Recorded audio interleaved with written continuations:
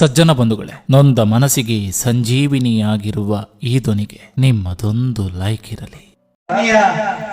ಬಂಧುಗಳೇ, ಈ ದಿನ ನಮ್ಮ ಒಂದು ಕರ್ನಾಟಕ ವಿಶ್ವಮಾನವ ಸೇವಾ ಟ್ರಸ್ಟ್ ಹಿರಿಯ ವಿಶೇಷ ಚೇತನರ ಪುಣ್ಯಧಾಮಕ್ಕೆ ಹಾಲಿ ವಿಧಾನ ಪರಿಷತ್ ಸದಸ್ಯರಾದಂತ MTB ನಾಗರಾಜ್ ಸರ್ ಅವರ ಆಶೀರ್ವಾದ ಹಾರೈಕೆ ತಮ್ಮೆಲ್ಲರಿಗೂ ಇದೆ ಅಂತೇಳಿ ಭಾವಿಸ್ತಾ, ಬಂಧುಗಳೇ, ಪ್ರತಿ ತಿಂಗಳು ಕೂಡ ನಮ್ಮ ಒಂದು ಈ ಪುಣ್ಯಧಾಮಕ್ಕೆ ಹಲವಾರು ರೀತಿಯ ಸೌಲಭ್ಯಗಳನ್ನ ಕಲ್ಪಿಸ್ತಾ ಬಂದಿರತಕ್ಕಂತ ಆ ಪುಣ್ಯಾತ್ಮರಿಗೆ ಮೊದಲನೇದಾಗಿ ನನ್ನ ಮತ್ತು ನನ್ನ ಸಂಸ್ಥೆಯಿಂದ ಪ್ರಣಾಮಗಳನ್ನ ಅರ್ಪಿಸ್ತಿದ್ದೇನೆ.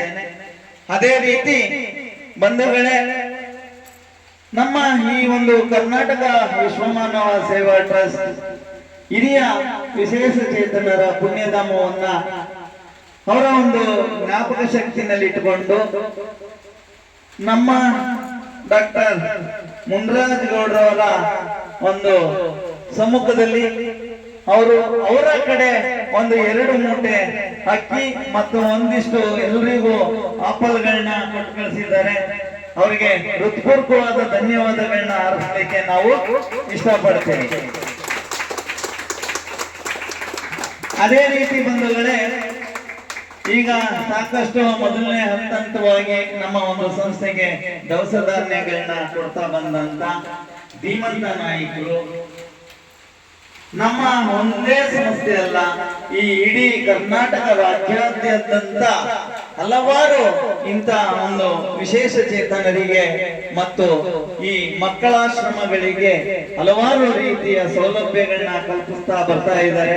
ಅವ್ರಿಗೆ ಭಗವಂತ ಐಶ್ವರ್ಯ, ಆರೋಗ್ಯ, ಸಕಲ ಸಂಪತ್ತುಗಳನ್ನ ಎಲ್ಲವನ್ನೂ ಕೊಟ್ಟಿದ್ದಾರೆ.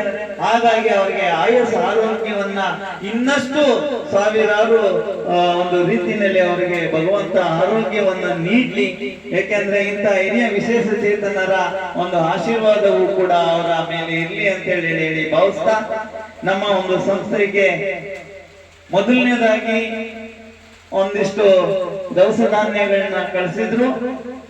ತದನಂತರ ಅವರು ಇಲ್ಲಿ ಒಂದು ವೀಕ್ಷಣೆಗೆ ಬಂದಂತ ಸಂದರ್ಭದಲ್ಲಿ ಕರೆಂಟ್ ಇಲ್ಲದೆ ಇರುವಂತ ಒಂದು ಕಾರಣದಿಂದಾಗಿ ಅವರು ಮೊದಲನೇದಾಗಿ ನಮ್ಗೆ UPS ಅನ್ನ ಕೊಡಿಸಿದಂತ ಮಹಾನ್ ನಾಯಕರು ಅವರು.